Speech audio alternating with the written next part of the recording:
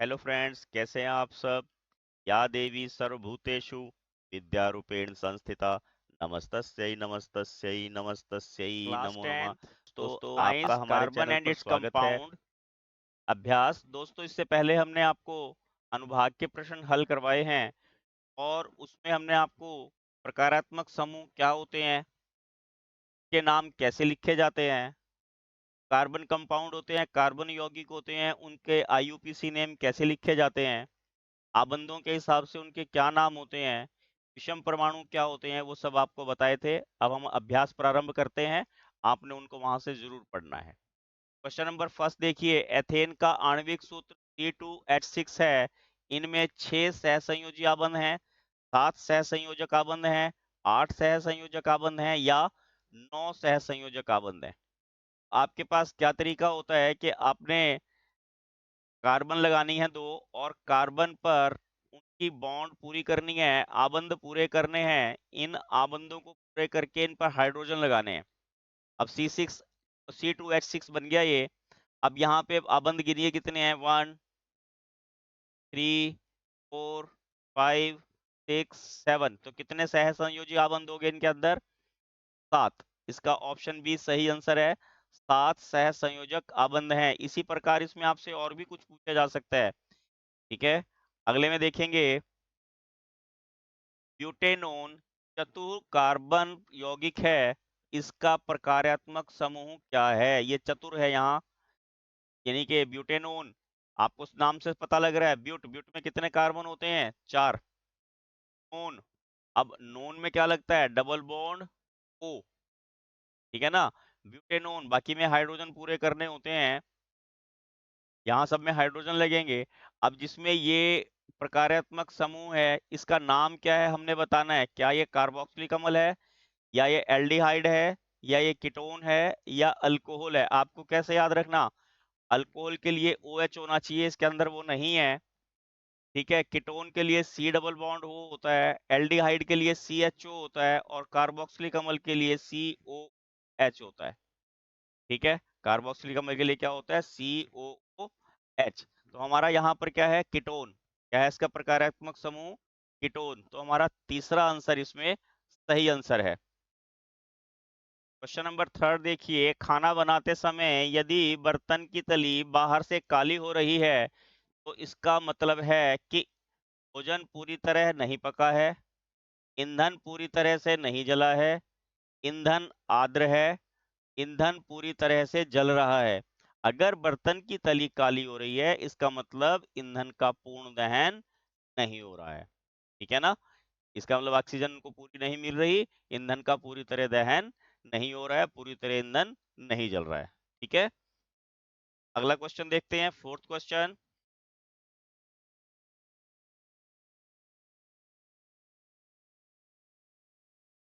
Chloromethane में CH3Cl में आबंध निर्माण का उपयोग कर सह संयोजक आबंधों की प्रकृति समझाइए। हमने इसके सह संयोजी आबंधों की प्रकृति बतानी है। देखिए, अब देखिए यहाँ पर क्वेश्चन नंबर फोर्थ, CH3Cl में आबंध निर्माण का उपयोग कर सह संयोजी आबंधों, ये ध होना चाहिए वैसे, आबंधों की प्रकृति समझाइए। अब इसमें कौन कौन से हमारे पास तत्व हैं, कार्बन, हाइड्रोजन और क्लोरीन। कौन कौन से हैं, कार्बन, हाइड्रोजन और क्लोरीन, 3 तत्व हैं। इन 3 तत्वों से मिलकर हमारे पास ये क्लोरोमीथेन बना है। इसका नाम क्या है, क्लोरोमीथेन। ठीक है, अब कार्बन के संयोजी कक्ष में कितने इलेक्ट्रॉन होते हैं, 4। यहाँ लिख देता हूं मैं, कार्बन के संयोजी कक्ष में 4 इलेक्ट्रॉन होते हैं। ठीक है, और हाइड्रोजन के संयोजी कक्ष में कितने इलेक्ट्रॉन होते हैं, 1। आपने सब ऐसे ही लिखना है। और क्लोरीन के संयोजी कक्ष में कितने इलेक्ट्रॉन होते हैं, 7। कितने इलेक्ट्रॉन होते हैं, 7। अब आपने क्या ध्यान रखना, इसमें 4 इलेक्ट्रॉन है, इसमें 1 इलेक्ट्रॉन है और इसमें 7 इलेक्ट्रॉन है। हाइड्रोजन को अपना बाह्यतम कोश पूरा करने के लिए 1 इलेक्ट्रॉन की आवश्यकता है और हमारे पास कितने हाइड्रोजन हैं? 3, यानी कि 3 इलेक्ट्रॉन तो हमारे यहाँ यूज हो जाएंगे जो कार्बन के पास हैं। ठीक है, और के बाद 1 इलेक्ट्रॉन जो है वो क्लोरीन के पास चला जाएगा, तब ये इसके अबंध कंप्लीट हो जाएंगे। समझ में आ गया होगा आपको।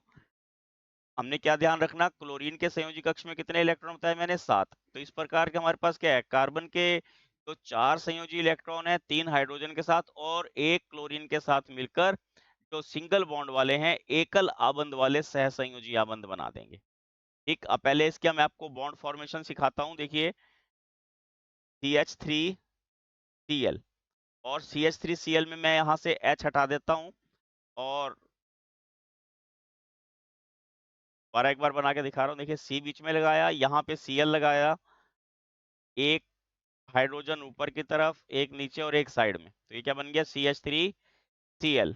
ये बॉन्ड फॉर्मेशन होगी। बॉन्ड फॉर्मेशन के बाद हम आपको इसकी इलेक्ट्रॉन जो संरचना है वो भी बता देते हैं, बिंदु संरचना। देखिए, मैं यहाँ बॉन्ड फॉर्मेशन से मैंने पिछले में भी आपको ऐसे ही सिखाया था। आपने करना क्या है, जहां जहां बॉन्ड लगी हुई है, आबंध लगे हुए हैं, आबंध को हटाते जाना है और किसी एक की तरफ क्रॉस और एक की तरफ बिंदु लगा देना है। हमने कार्बन के इलेक्ट्रॉन को बिंदु से प्रदर्शित किया और हाइड्रोजन के इलेक्ट्रॉन को क्रॉस से प्रदर्शित किया। इस प्रकार हाइड्रोजन ने अपना बाह्यतम कोश पूरा करके अपना बाह्यतम कोश पूरा कर लिया, और इसी प्रकार यहाँ पे हाइड्रोजन के लिए क्रॉस लगाया, कार्बन के लिए मैंने डॉट लगाया। यहाँ पर भी हाइड्रोजन ने अपना का जो बाह्यतम कोश है वो पूर्ण कर लिया। यहाँ पे मैंने कार्बन के लिए डॉट लगाया और हाइड्रोजन के लिए क्रॉस लगाया, यहाँ पर भी हाइड्रोजन ने अपना बाह्यतम कोश कर लिया। क्लोरीन के पास कितने इलेक्ट्रॉन बताए थे हमने? 7। अब यहाँ पे क्लोरीन के फिर डॉट से मैं क्रॉस से शो कर देता हूँ। तो 2 4 2 6 और 1 यहाँ पर आबंध के लिए वो यूज करेगा, और इस प्रकार क्लोरीन के भी बाह्यतम कोश में 8 हो गए, क्योंकि क्लोरीन के 2 कक्ष होते हैं। और इसी प्रकार यहाँ पर कार्बन ने अपने 8 जो इलेक्ट्रॉन है वो यहाँ से कंप्लीट कर लिए। ये बिंदु संरचना बन गई। और यहाँ क्या लिखेंगे हम? ये सभी क्या हैं? सहसंयोजी आबंध हैं। ये सभी इलेक्ट्रॉन की साझेदारी से मिल रहे ना, सहसंयोजी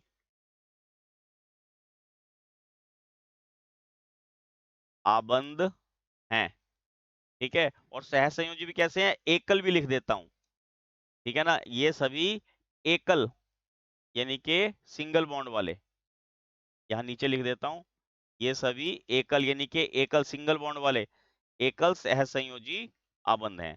बस ये हमारे पास इतना ही क्वेश्चन था। ये हमारे 4 क्वेश्चन यहाँ दोस्तों कंप्लीट हो जाते हैं। अगली वीडियो में हम 5 से अगले क्वेश्चन कंप्लीट करेंगे।